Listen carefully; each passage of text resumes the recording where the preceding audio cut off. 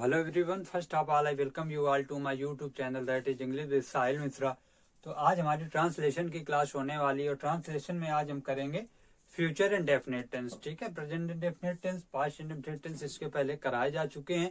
आज हमारा है फ्यूचर इंडेफिनिट टेंस। ठीक है, तो फ्यूचर इंडेफिनिट टेंस में क्या होता है कि फ्यूचर में यानी भविष्य में किसी काम का होना दिखाया जाता है। ठीक है, और जो काम के होने का समय होता है वो निश्चित नहीं होता है। ठीक है, समय अनिश्चित होता है और जो सेंटेंस होंगे उनके लास्ट में गा गी गे इस तरीके के शब्द लगे रहेंगे। ठीक है, तो जैसा कि आपको पता है कि हम तीन तरह से पढ़ेंगे, अफर्मेटिव, निगेटिव और इंट्रोगेटिव। ठीक है, तो सबसे पहले अफर्मेटिव सेंटेंस की बात कर लेते हैं।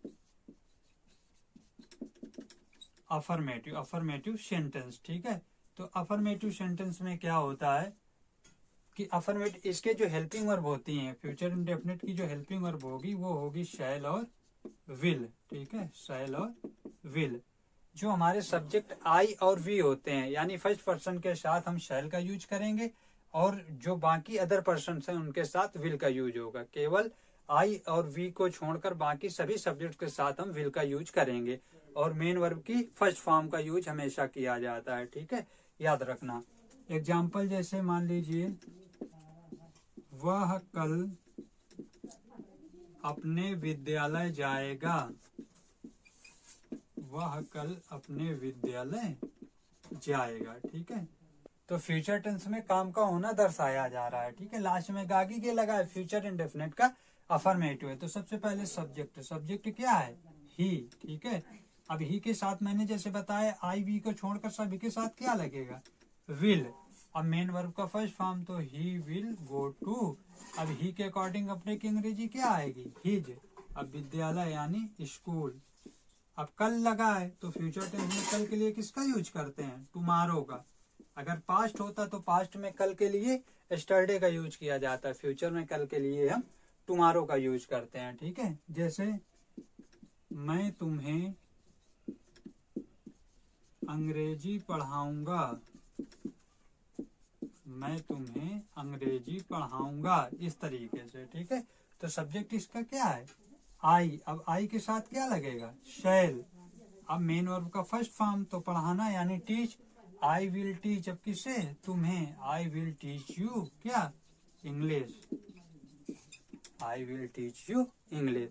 जब निगेटिव सेंटेंस होता है तो विल या शैल के बाद नॉट लगा देते हैं यानी हेल्पिंग वर्ब और मेन वर्ब के बीच में नॉट का प्रयोग किया जाएगा। ठीक है, जैसे हम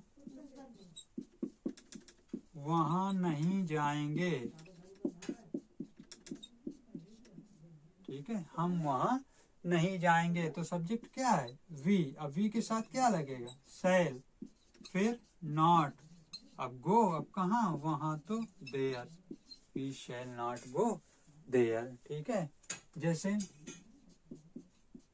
माता जी कल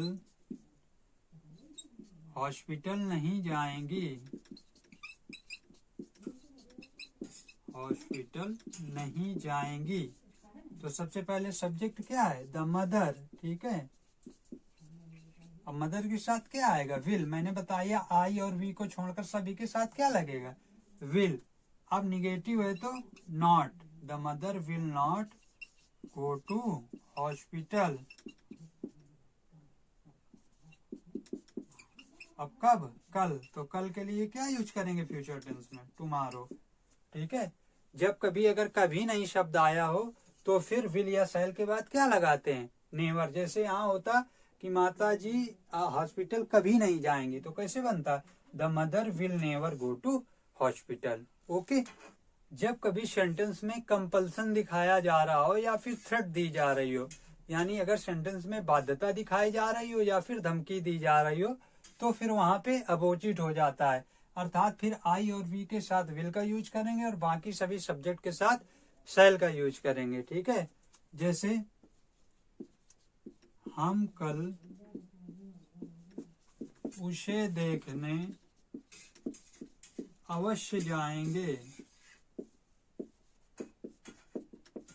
ठीक है, अब यहाँ पे बाध्यता दिखाई जा रही है, ठीक है, कंपल्सन दिखाया जा रहा है, ठीक है। बनाएंगे सबसे पहले वी आएगा। अब यहाँ पे कंपल्सन दिखाया जा रहा है, इसलिए वी के साथ क्या यूज कर देंगे, वी विल। अब गो टू, अब क्या करना, देखना, तो शी, तो we will go to she.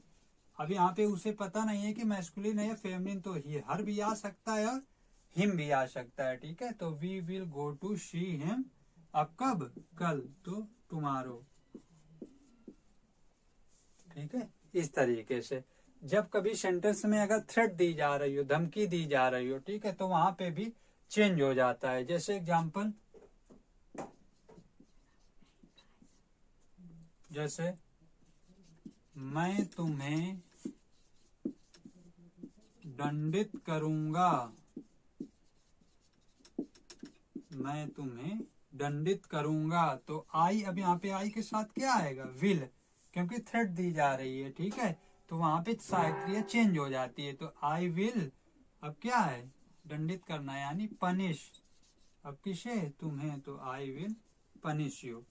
जब कभी ऑर्डर दिया जा रहा हो तब भी वहां पे हम आई और वी के साथ विल लगाएंगे, बाकी सभी सब्जेक्ट के साथ शैल लगाएंगे। तो जब ऑर्डर दिया जा रहा है, थ्रेट दी जा रही हो या फिर कोई कंपल्सन हो, तो वहां पे हम आई और वी के साथ विल लगाएंगे और बाकी सभी सब्जेक्ट के साथ शैल लगाएंगे, ठीक है। अब इसका इंट्रोगेटिव सेंटेंस देख लो। इंट्रोगेटिव सेंटेंस में दो तरह के इंट्रोगेटिव सेंटेंस आते हैं। पहले टाइप के जो इंग्लिश में हेल्पिंग वर्ब से स्टार्ट होते हैं और हिंदी में क्या शब्द से शुरू होते हैं। तो उनमें सबसे पहले विल या शैल लगाया जाता है, फिर सब्जेक्ट आता है। जैसे क्या मोहन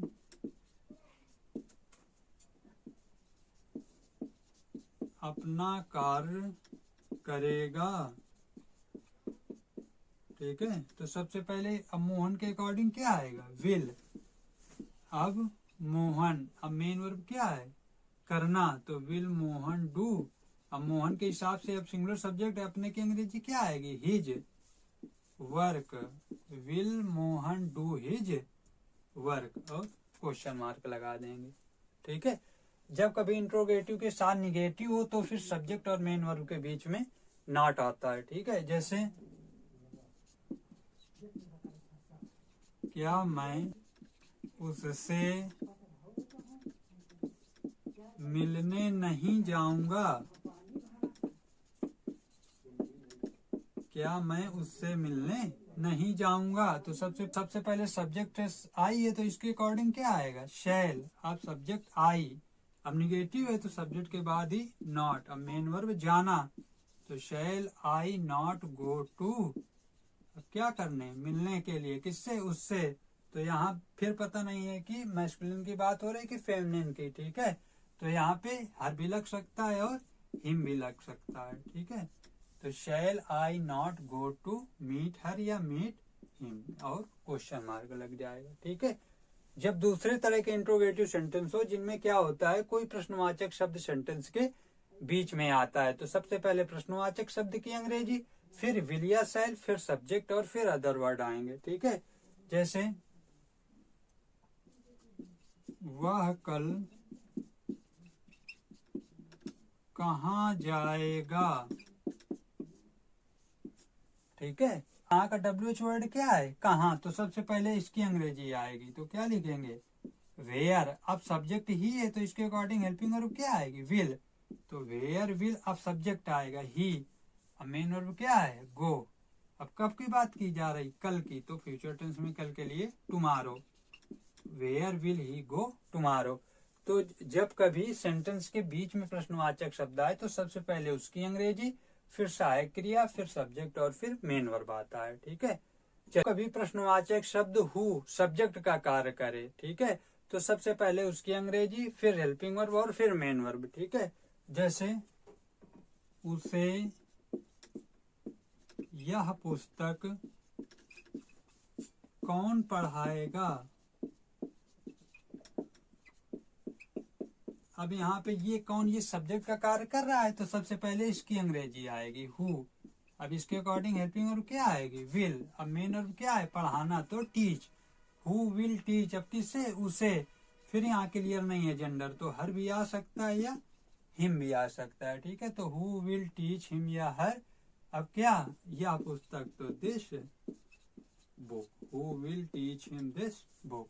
ठीक है, चलिए अब जो हाउ मैनी, हाउ मच और विच या हुज होते हैं, ये जब भी आएंगे तो अपने साथ अपने से रिलेटेड नाउन भी लेकर आएंगे। उसके बाद फिर विल या शैल का यूज किया जाता है। ठीक है, जैसे कितने विद्यार्थी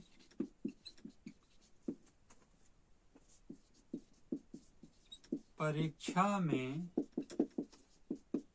शामिल होंगे, कितने विद्यार्थी परीक्षा में शामिल होंगे। ठीक है, तो काउंटेबल के लिए कितना, कितने के लिए क्या लगता है हाउ मेनी, और अनकाउंटेबल के लिए हाउ मच। तो यहाँ विद्यार्थी विद्यार्थी है। ठीक है, तो यहाँ पे जो विद्यार्थी है वो कैसा है, काउंटेबल है। ठीक है, तो इसके लिए क्या आएगा, हाउ मैनी। तो हाउ मैनी स्टूडेंट्स। ठीक है, इसके साथ तुरंत इसका नाउन आ गया, तो हाउ मैनी स्टूडेंट्स। अब इसके अकॉर्डिंग हेल्पिंग वर्ब विल। अब मेन वर्ब क्या है, परीक्षा में शामिल होना। ठीक है, इसके लिए क्या लगाते हैं, अपीयर। तो how many students will appear, अब कहाँ पे, परीक्षा में, तो in the examination. How many students will appear in the examination. ठीक है, इस तरीके से याद रखना। ठीक है, तो आज हमारा फ्यूचर इंडेफिनिट टेंस कंप्लीट हो गया। अब हमारे कॉन्टिन्यूस चलेंगे, पहले प्रेजेंट कॉन्टिन्यूस, फिर पास्ट कॉन्टिन्यूस, और फिर फ्यूचर कॉन्टिन्यूस हम करेंगे। ठीक है, तो आई होप क्लास आपको पसंद आई होगी। क्लास अच्छी लगी हो तो क्लास को लाइक कर देना और चैनल को भी सब्सक्राइब कर लें। साथ ही ज्यादा से ज्यादा लोगों के साथ वीडियो को शेयर करें, जिससे और लोग इससे अवेयर हो सकें। ठीक है, तो मिलते हैं फिर एक नई क्लास के साथ। Thanks for watching.